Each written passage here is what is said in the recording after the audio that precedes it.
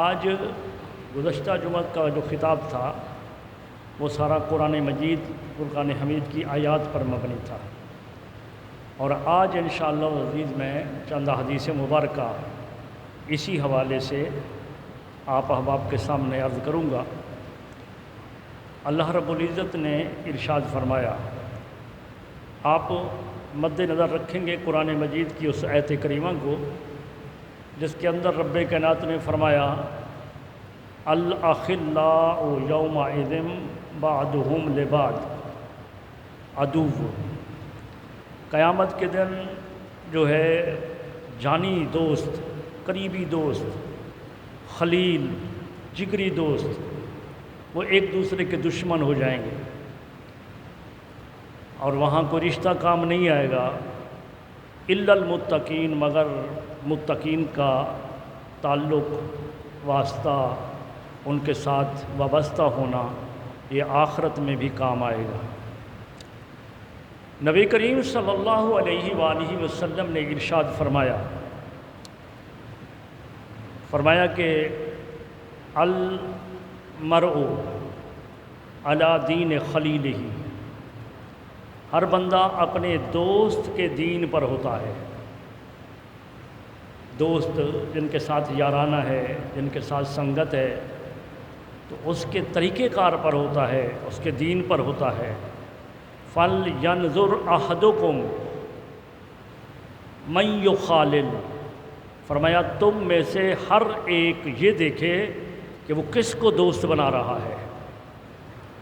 ہر بندہ اپنے دوست کے دین پر ہوتا ہے، اور ہر بندہ یہ دیکھے کہ وہ کس کو دوست بنا رہا ہے۔ تو یہاں پر دوستی، تعلق، اللہ والوں کی صحبت، بروں کی صحبت، یہاں پر رب کائنات نے، اس کے پیارے حبیب صلی اللہ علیہ وآلہ وسلم نے یہ احادیث مبارکہ آپ صلی اللہ علیہ وسلم کی آپ نے ارشاد فرمایا کہ ہر بندہ اپنے دین خلیل ہی، اپنے خلیل، اپنے دوست کے دین پر ہوتا ہے۔ فَلْيَنْظُرْ، پس اسے دیکھنا چاہیے کہ مَن یُخَالِل، وہ کس کو دوست بنا رہا ہے۔ لہذا دوستی سے پہلے یہ دیکھنا ہے کہ جس کو میں دوست بنا رہا ہوں اس کی دوستی دنیا اور آخرت میں میرے لیے سود مند ہوگی کہ نہیں۔ اگر دنیا کے اندر اس کی دوستی، آخرت کے اندر، بلکہ امام حسن بصری تو یوں فرماتے ہیں کہ دوستی کا معیار آخرت کو رکھنا چاہیے۔ آخرت کے حوالے سے دوست کی دوستی کتنا کارآمد ہے۔ اگر وہ دوستی اس کی آخرت میں کارآمد ہے تو پھر اس سے دوستی کر لو، پھر دنیا کے اندر بھی بہتری ہوگی۔ اگر اس کی دوستی آخرت کے لیے کارآمد نہیں ہے، سود مند نہیں ہے، فائدہ مند نہیں ہے، تو پھر اس کی دوستی دنیا کے اندر بھی فائدہ مند نہیں ہے۔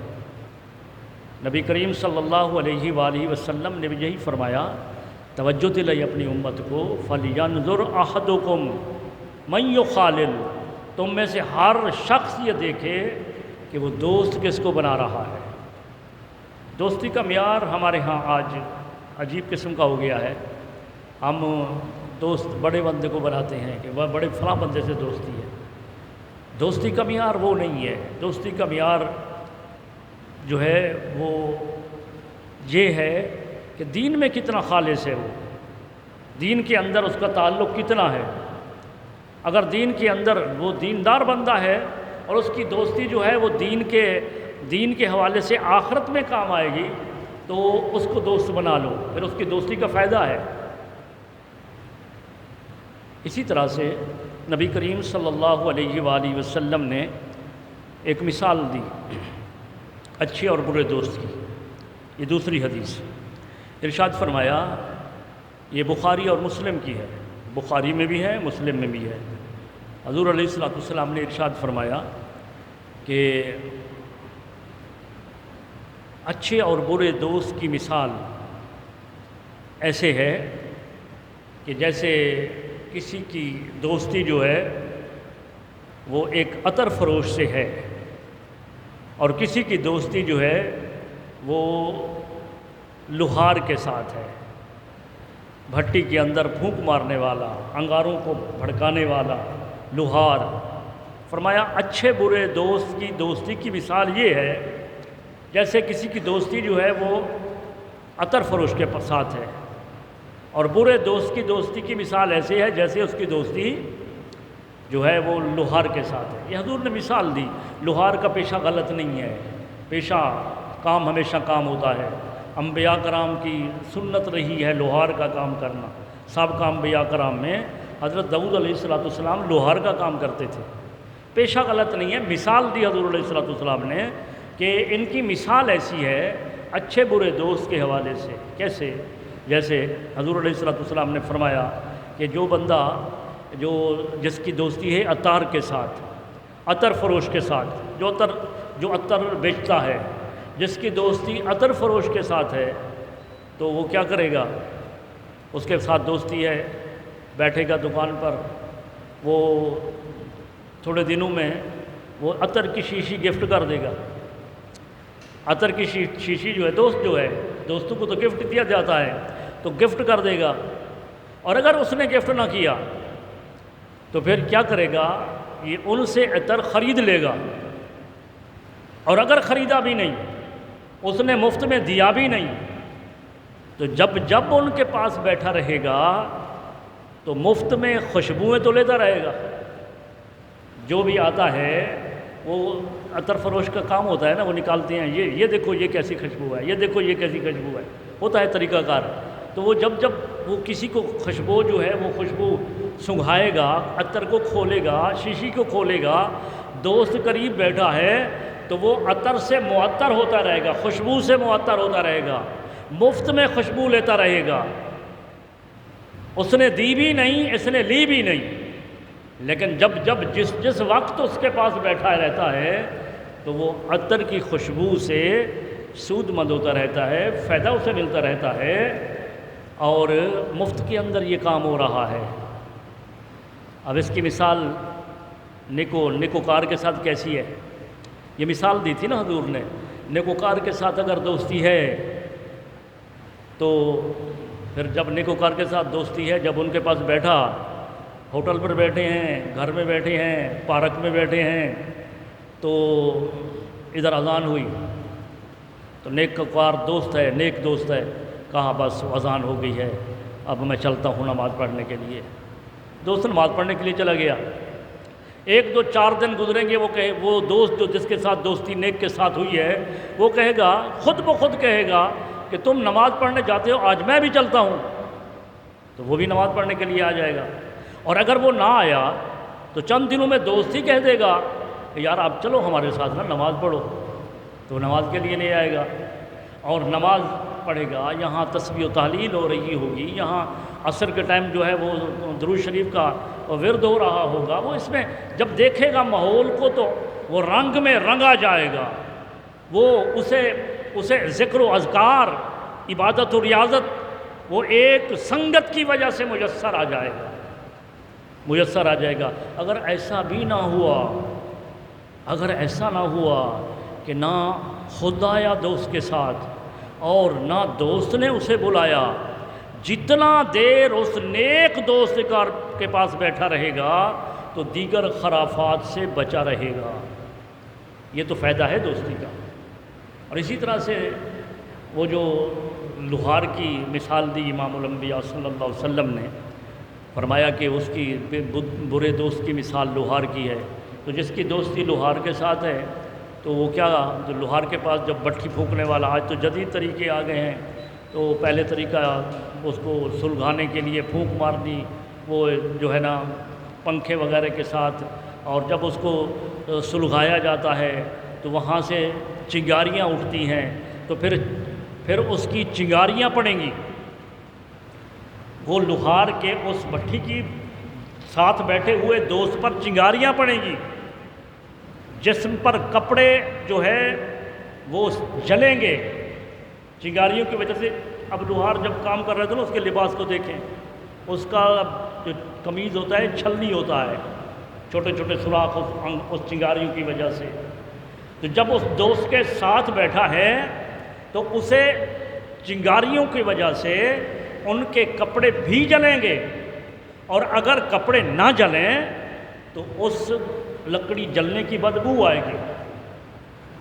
تو یہ مثال امام الانبیاء صلی اللہ علیہ وآلہ وسلم نے ارشاد فرمائی نیکوکار کی، اور جو نیکوکار نیک دوست ہے اور جو برا دوست ہے، فرمایا ان کی مثال عطر فروش اور ان کی مثال جو ہے وہ بھٹی میں پھونک مارنے والے لوہار جیسی ہے۔ تو لہذا ہمیں ایسے بندے کے ساتھ دوستی کرنی چاہیے، دوستی رکھنی چاہیے، معیار آخرت کو رکھنا چاہیے کہ ہماری جس کے ساتھ دوستی ہو رہی ہے وہ دوستی ہمارے لیے کتنا سود کارآمد ہے، کتنا ہمارے لیے فائدہ مند ہے، کتنا ہمارے لیے فائدہ مند ہے۔ شیخ سعدی علیہ رحمہ انہوں نے 40 سال کی عمر میں علم حاصل کرنا شروع کیا اور اتنا بڑے عالم بنے کہ آج تک ہمارے مدارس کے اندر ان کی کتابیں پڑھی جاتی ہیں۔ درس نظامی میں ہماری شرق سے غرب تک ان کی بلکہ عرب ممالک کے اندر بھی ان کی فارسی زبان کے اندر جو ہے وہ کتابیں پڑھی جاتی ہیں۔ تو وہ شیخ سعدی فرماتے ہیں کہ ایک دفعہ میں ایک مٹی اٹھائی تو مٹی کو میں نے سونگھا تو مٹی سے خوشبو آ رہی تھی۔ تو اس کے اشعار، وہ شاعر بھی ہیں تو اشعار تو جو ہے نا میرا شغل ہی نہیں ہے ان کو یاد کرنا، میں اس کا ترجمہ بتا رہا ہوں کہ اس نے دیکھا کہ مٹی سے خوشبو آ رہی ہے تو وہ کہتے ہیں کہ میں نے مٹی سے پوچھا، جیسے اشعرانہ تخیل ہوتا ہے، وہ مٹی سے پوچھنا مراد یہ ہے مٹی تو نہیں بولتی، یعنی مٹی کو خوشبو دیکھ کر میں نے مٹی سے سوال کیا کہ تو مٹی ہے لیکن تیرے اندر خوشبو کیسے آ رہی ہے؟ تو جواباً مٹی نے کہا ہاں میں مٹی ہی ہوں، مگر کچھ دن جو ہے میرے اوپر یہاں گل رہے ہیں، گل کہتے ہیں مٹی کو، گل کہتے ہیں پھول کو، میری سنگت میں میرے اوپر کچھ دن گل رہے ہیں، پھول رہے ہیں، ان پھولوں کی وجہ سے میرے اندر بھی وہ خوشبو آ گئی ہے۔ تو لہذا دوستی جو ہے وہ ایسی چیز ہے کہ اگر جیسے نبی کریم صلی اللہ علیہ وآلہ وسلم نے ارشاد فرمایا کہ المرء علی دین خلیلہ، ہر بندہ اپنے دوست کے دین پر ہوتا ہے، فَلْيَنْظُرْ أَحَدُكُمْ، تم میں سے ہر کوئی یہ دیکھے کہ من یخالل، وہ کس کو دوست بناتا ہے، اچھے کو بناتا ہے یا برے کو بناتا ہے۔ لہٰذا اچھے کو اگر بنائیں گے تو نبی کریم صلی اللہ علیہ وسلم کی وہ مثال وہ عطار کی اور لوہار کی، تو اس طرح سے اگر مٹی کے اندر وہ جذبیت آ جاتی ہے کہ اگر وہ گل کی سنگت اختیار کرتی ہے تو اس کے اندر بھی خوشبو آنا شروع ہو جاتی ہے، تو جب ہم نیکوکار کے ساتھ اپنے تعلق رشتے کو جوڑیں گے تو اس وقت ہماری طبیعت کے اندر بھی رب کائنات ضرور تبدیلی فرمائے گا۔ اچھا، ان کی دوستی کا فائدہ کیا ہوتا ہے اور کس کس کو فائدہ پہنچتا ہے؟ حدیث پاک میں آیا، نبی کریم صلی اللہ علیہ وآلہ وسلم نے فرمایا کہ کچھ ملائکہ ہیں ایسے جن کو سیاحین کہا جاتا ہے، سیاحین، سیاحت کرنے والے، سیر کرنے والے ملائکہ۔ تو وہ فرشتے جو ہے وہ سیاحین، وہ کیا زمین پر اترتے ہیں اور زمین پر اتر کر وہ سیر کرتے ہیں، اور کیا کرتے ہیں، زمین کے کونے کونے دیکھتے ہیں۔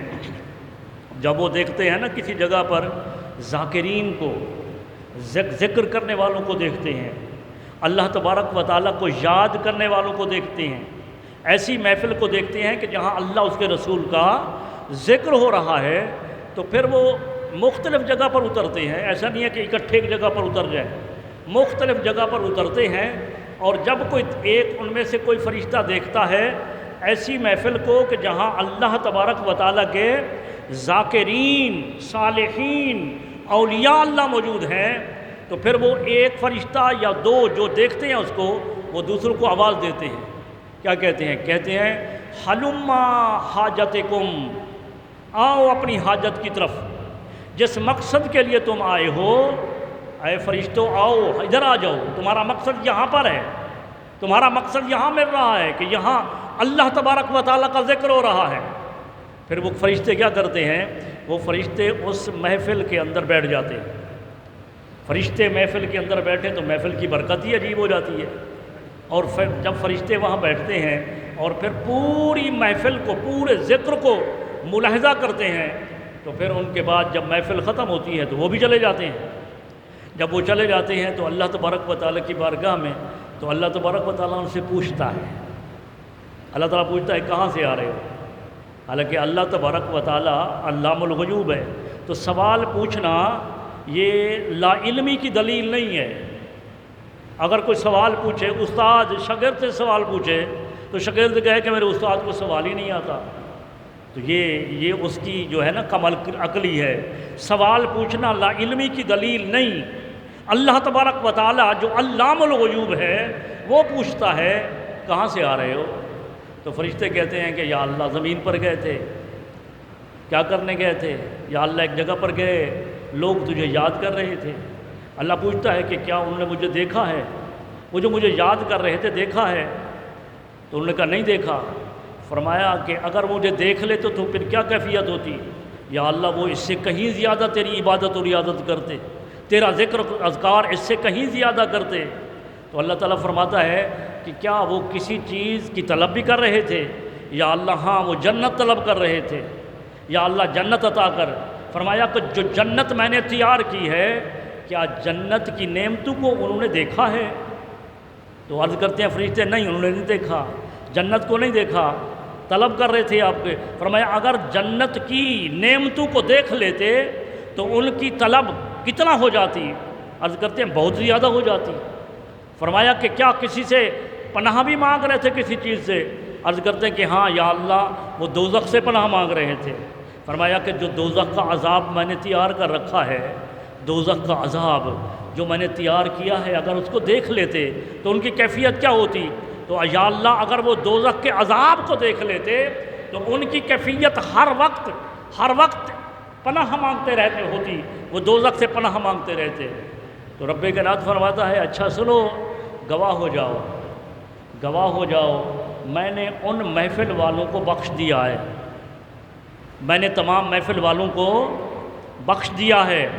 یہ ہے وہ فائدہ، وَاصْبِرْ نَفْسَكَ مَعَ الَّذِينَ يَدْعُونَ رَبَّهُمْ بِالْغَدَاةِ وَالْعَشِيِّ۔ اے بندے اپنے آپ کو جوڑ لے ان کے ساتھ جو صبح شام اللہ کا ذکر کرتے ہیں۔ اب فائدہ کیا ہوا؟ ذاکرین کو فرمایا کہ سب کو بخش دیا۔ فرشتے عرض کرتے ہیں ربی فیہم فلان عبد خطا، یا اللہ اس میں ایک بندہ ایسا بھی بیٹھا تھا، وہ عبد خطا، وہ خاطی تھا، خطا کرنے والا تھا، گناہگار تھا، اس کا تو ارادہ ہی نہیں تھا، اس کا ارادہ نہیں تھا۔ وہ کیا ہوا؟ وہ وہاں سے گزرا، صالحین کی وہ مجلس سے گزرا، اور وہ عبادت یا ذکر کی وجہ سے نہیں آیا، بس گزر رہا تھا، بیٹھ گیا۔ تو اس کو بھی بخش دیا؟ کیا تو نے اس کو بھی بخش دیا؟ فرمایا ہاں میں نے اسے بھی بخش دیا۔ ہم القوم لا یشکا جلیسہم، یہ وہ قوم ہے کہ جو ان کے ساتھ بیٹھ جاتا ہے وہ بدبخت نہیں رہتا۔ فرمایا اس کو بھی بخش دیا۔ اب بتائیے کہ فائدہ کتنا ہے ذکر ذاکرین کا، صالحین کا، جس کے ساتھ رب کائنات نے اپنا تعلق، ناطہ، رشتہ جوڑنے کا حکم دیا ہے۔ اس کا فائدہ دیکھیے اس حدیث پاک سے، سیاستہ کی حدیث ہے۔ نبی کریم صلی اللہ علیہ وآلہ وسلم نے ارشاد فرمایا، حدیث قدسی بن گئی، حدیث قدسی ہے کہ رب کائنات نے ان فرشتوں سے کہا جتنے اس محفل کے اندر تھے، جتنے ذاکرین تھے، جتنے مجھے یاد کر رہے تھے، جتنے جنت کو طلب کر رہے تھے، دوزخ سے پناہ مانگ رہے تھے، میں نے سبھی کو بخش دیا۔ فرشتوں نے کہا ایک تو ایسا بھی تھا جو خطا کرنے والا تھا، گناہگار تھا، محفل کے لیے بھی نہیں آیا تھا، یا اللہ تو نے اسے بھی بخش دیا۔ فرمایا ہاں گواہ ہو جاؤ، میں نے اسے بھی بخش دیا، اس وجہ سے کہ میں اس کی گناہگاری کو دیکھوں یا یاروں کی یاری کو دیکھوں۔ یہ صالحین جو میرے ہو گئے ہیں، جو ان کی سنگت اختیار کرتا ہے، وہ سنگت اختیار کرنے والا گناہگار ہو، میں ان کے گناہوں کو بھی معاف کر دیتا ہوں۔ تو یہ دوستی کا فائدہ ہے۔ گزشتہ جمعۃ المبارک پر آپ نے سماعت کیا کہ اللہ والوں کی سنگت کتے نے اختیار کی. قرآن مجید سورہ کہف کے حوالے سے اس کتے کو بھی فیض ملا، اور یہاں تک کہ بعض تفسیروں میں آیا، امام قرطبی نے لکھا کہ وہ کتا جنت میں جائے گا، وہ انسان کے لباس میں جائے گا. چند ایسے جانور ہیں جو جنت میں جائیں گے، جیسے ابرہا کا ہاتھی جنت میں جائے گا، ابابیل وہ جنت میں جائے گی. اسی طرح سے یہ جو ہے یہ بھی جنت میں جائے گا. صالح علیہ السلام کی ناکہ اونٹلی بھی جنت میں جائے گی. اسی طرح سے اصحاب کہف کا کتا بھی جنت میں جائے. اب دیکھیے کہ یہ ہے فائدہ، یہ اللہ تبارک و تعالیٰ کے نیک بندوں کے ساتھ تعلق جوڑنے کا.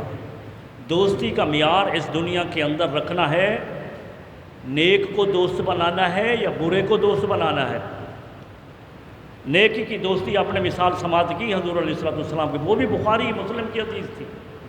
نیک آپ کو مسجد تک لے آئے گا، نیک آپ کو دعوت دے گا، پہلے تو ان کی عادت کو دیکھ کر خود نمازی بن جائیں گے، اور نہیں تو وہ بلائے گا. اگر نہ بلائے تب بھی یہ ہوگا کہ جتنا دیر نیک کی صحبت میں بیٹھے رہیں گے برائیوں سے بچتے رہیں گے. اور برے کے ساتھ دوستی ہوگی وہ دین کا کباڑہ کر دے گا، وہ بربادی کر دے گا. اس وجہ سے دوستی دیکھ کر کرنی چاہیے کہ اس کی دوستی آخرت میں کام آتی ہے کہ نہیں. آخرت میں کام آتی ہے تو دوستی کرو، اور آخرت میں اگر کام نہیں آتی ہے تو اس کی دوستی کا دنیا کے اندر بھی فائدہ نہیں ہے. اب جن کے ساتھ دوستی ہوگی جو اللہ کے ولی ہیں، جن کے ساتھ تھوڑا سا احسان بھی کیا، اب ان کی حدیث سے سماعت فرمائیے. نبی کریم صلی اللہ علیہ وسلم نے ارشاد فرمایا، آخرت کا دن ہوگا اور میدان معاشر پر حساب کتاب ہو چکا ہوگا. اب لینے لگی ہیں جنت میں جنت اور جہنم میں جانے کے لیے، اور جنتی جنت میں جا رہے ہیں، جہنمی جہنم میں جا رہے ہیں. ادھر جہنمی کو لینے ہیں اور ایک شخص وہاں سے گزرے گا تو جہنمی کی لینوں سے ایک آواز آئے گی، او فلاں اللہ کے نیک بندے، میں نے آپ کو وضو کرایا تھا، میں نے آپ کو پانی پلایا تھا. تو وہ رک جائے گا بندہ، وہ بندہ رکے گا، دیکھے گا کہ ہاں اس نے میرے ساتھ احسان کیا تھا، دنیا کے اندر یہ احسان کیا تھا. کتنا بڑا احسان کیا تھا. یہ احسان کیا تھا کہ وضو کرایا تھا. لجپال لوگ جو ہوتے ہیں نا، وہ چھوٹے سے احسان کو بھی نہیں بھولتے. وضو کرایا تھا، وضو کا پانی دیا تھا. تو جب ان سے کہا کہ میں ادھر لین دوزخ کی لین میں کھڑا ہوں اور آپ جنت کی لین میں جنت میں جا رہے ہیں، میں وہ ہوں کہ میں نے آپ کو وضو کرایا تھا، یا بعض روایت میں آیا وضو کا پانی میں نے آپ کو دیا تھا، میں آپ پیاسے تھے، میں نے ایک گلاس پانی کا پلایا تھا.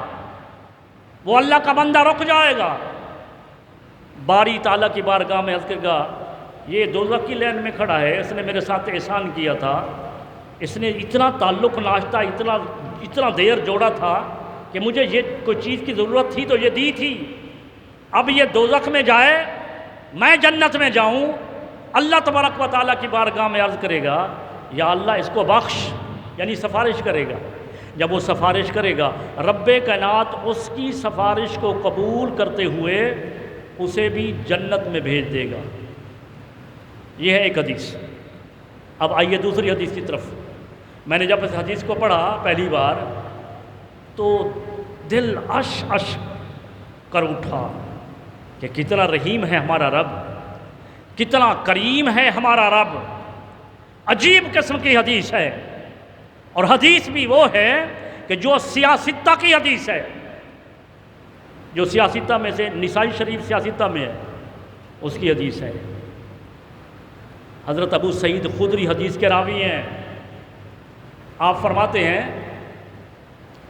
کہ آخرت کے دن اب وہ تھا کہ جب لینے لگی ہیں اور جنتی جنت میں جا رہے ہیں اور دوزخی دوزخ میں جا رہے ہیں. وہ جنت کے باہر، ابھی جنتی داخل جنت میں نہیں ہوئے،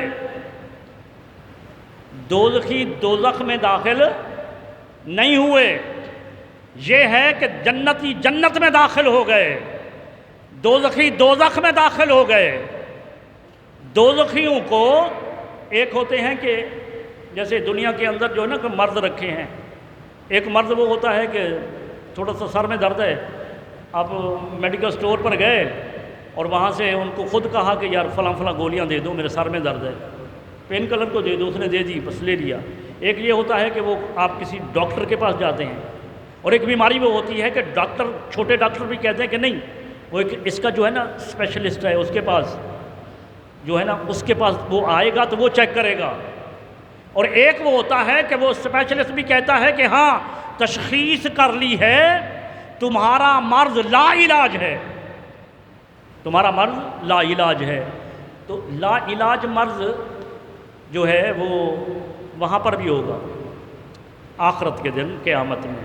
لا علاج مرض ان کا ہوگا جو مشرک ہیں، لا علاج مرض ان کا ہوگا جو کافر ہیں، ان کا جنت، اس کا جہنم سے نکلنا ناممکن ہوگا، اس لیے کہ ان کا مرض ہی لا علاج ہے۔ وہ رہیں گے جہنم کے اندر، دوزخ کے اندر۔ اور ایک وہ ہوں گے جو ہم جیسے کلمہ پڑھا لا الہ الا اللہ محمد الرسول اللہ، اللہ کے سوا کوئی معبود نہیں، محمد اللہ کے رسول ہے، کلمہ شہادت پڑھا، یہی کہ میں گواہی دیتا ہوں اللہ کے سوا کوئی معبود نہیں، وحدہ لا شریک ہے، اور میں گواہی دیتا ہوں محمد اللہ کے رسول اور اس کے بندے ہیں۔ یہ گواہی دے دی، مگر کیا ہوا؟ یہ دل سے مان لیا اللہ اس کے رسول کو، لیکن دنیا کے اندر غلطیاں ہوتی رہیں، دین سے دوری ہو گئی، نمازوں کو چھوڑ دیا، روزے کو چھوڑ دیا، عبادت اور ریاضت کو چھوڑ دیا۔ یہ عبادت اور ریاضت، یہ سب کچھ چھوڑنے والا وہ مریض ہے، لیکن اس کا علاج کیا جائے گا۔ وہ اگر دنیا میں اپنا علاج کر لے تو بہتر ہے، ان سے چھٹکارا لے لے، اللہ والوں کے ساتھ سنگت اختیار کر لے، اللہ تبارک و تعالیٰ کے ساتھ رجوع کر لے، تو یہاں پر اپنا علاج کر لے، تو پھر اسے قبر کے اندر بھی اس کے لیے امن ہے، معاشر میں بھی امن ہے، پھر وہ جنتی ہے۔ اور اگر اس نے یہاں علاج نہ کیا، اللہ تبارک و تعالیٰ اپنے ماننے والوں کو ہمیشہ کے لیے جہنم میں نہیں رکھے گا، ہمیشہ کے لیے دوزخ کا عذاب نہیں دے گا۔ رب کائنات پھر ان کا علاج کرے گا۔ علاج کیا ہوگا آخرت کا؟ اسے جہنم کی صدا دی جائے گی، جہنم کے اندر انہیں رکھا جائے گا، جہنم کا انہیں جوتا پہنایا جائے گا، جہنم کی آگ سے انہیں جلایا جائے گا، ڈرایا جائے گا، دھمکایا جائے گا۔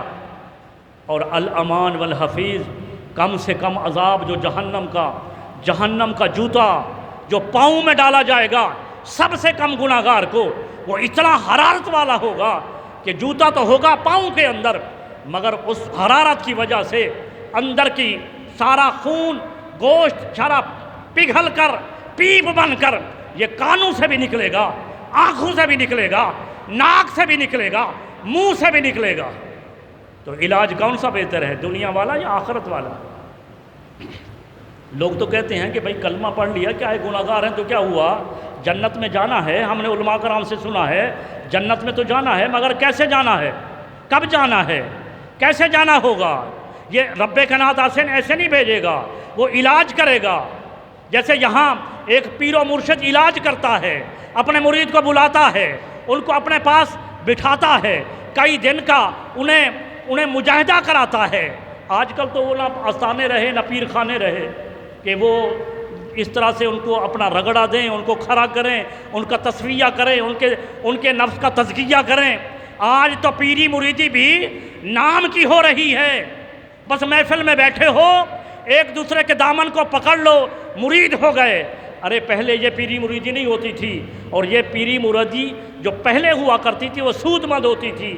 اگر کوئی کوتاہیاں غلطیاں ہوتی تھیں پیر خانے کے اندر، پیر کے ساتھ تعلق جوڑنے سے وہ جو رگڑا دیتے تھا، جس طرح ایک لوہے کو مقناطیس کے ساتھ رگڑا دے کر وہ لوہا پھر اثر آتا ہے مقناطیس کا، وہ بھی سوئیوں کو اٹھاتا ہے، اسی طرح پیر جو ہوتا تھا، مرشد جو ہوتا تھا، وہ رگڑا دیتا تھا، اصلاح کرتا تھا، تزکیہ کرتا تھا۔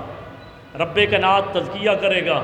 ایسے نہیں ہے کہ تم سارا کچھ دنیا کے اندر اللہ تبارک و تعالیٰ کی نافرمانیاں کر کے آ گئے اب تم سیدھے جنت میں چلے جاؤ. نہیں، جنت میں جاؤ گے مگر جہنم کا عذاب بھگتنے کے بعد جاؤ گے.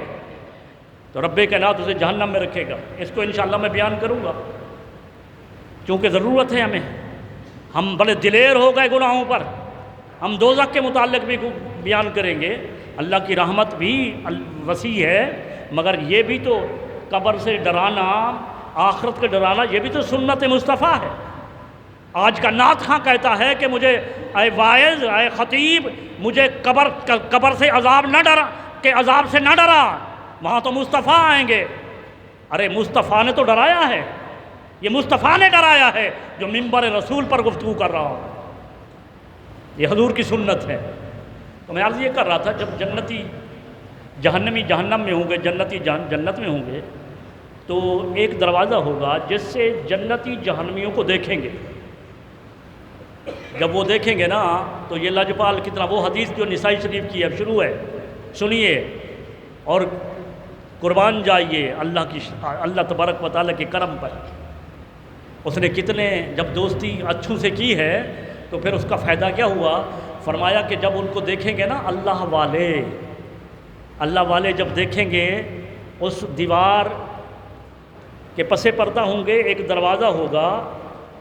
سورہ حدید کے اندر اس کا تفصیل کے ساتھ بیان ہے، اس پر بھی گفتگو کروں گا. فرمایا کہ جب اس کو دیکھیں گے تو انہیں وہ لوگ نظر آئیں گے جو ان کی سنگت میں تھے. سنگت والے لوگ نظر آئیں گے.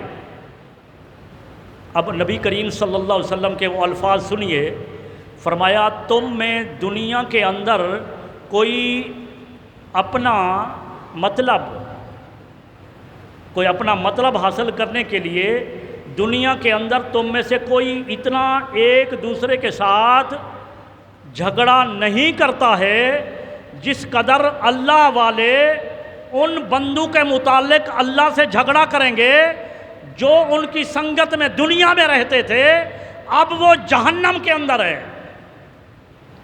بات سمجھی آپ نے کہ دنیا کے اندر اپنے معاملات میں تم میں سے کوئی اس قدر کوئی جھگڑا نہیں کرتا جس قدر وہ لوگ، وہ اللہ والے اللہ سے جھگڑیں گے.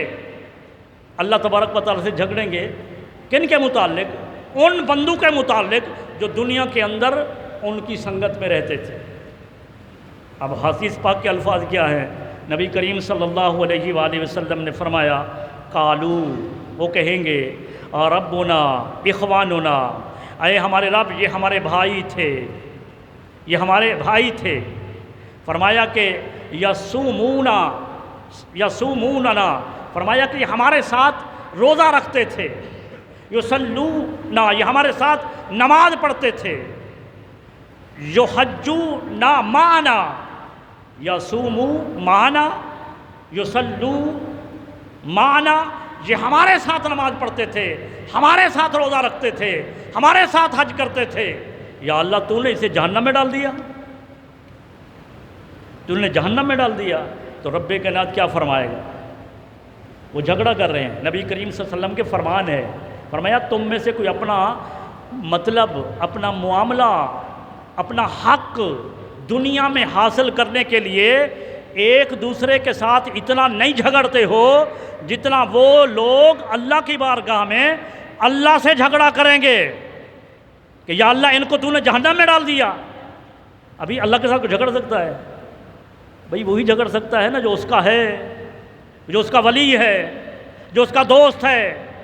وہ جھگڑا کریں گے یا اللہ انہیں جہنم میں ڈال دیا، یہ جہنم میں پڑے، ہم جنت میں آ گئے. تو رب کائنات یہ نہیں فرمائے گا تمہاری کیا مجال، میں تو مالک یوم الدین ہوں، قیامت کے دن کا مالک ہوں.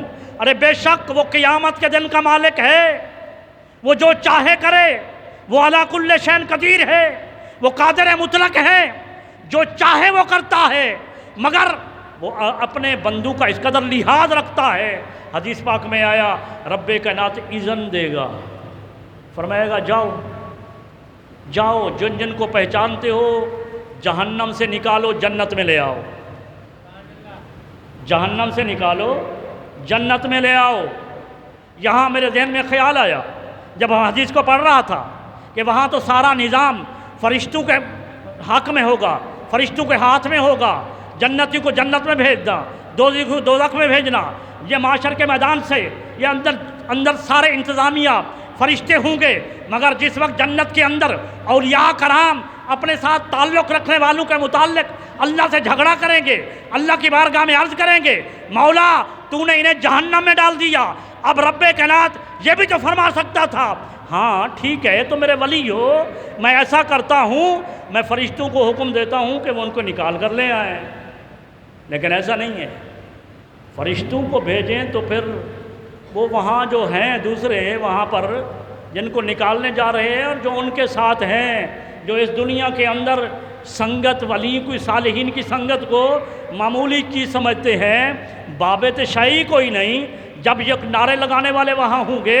تو انہیں کیا پتہ چلے گا کہ ان کو کون نکال کر لے گئے، یہ تو فرشتے آئے تھے لے گئے، اللہ کا حکم تھا، یہ اللہ کا حکم تھا، نہیں اللہ تبارک و تعالی اس دن اپنے محبوبوں کی شان کو دکھانا چاہتا ہے، فرشتے نہیں جائیں گے، اللہ حکم نہیں فرمائے گا تم جاؤ نکالو لے کر آؤ، تم جاؤ۔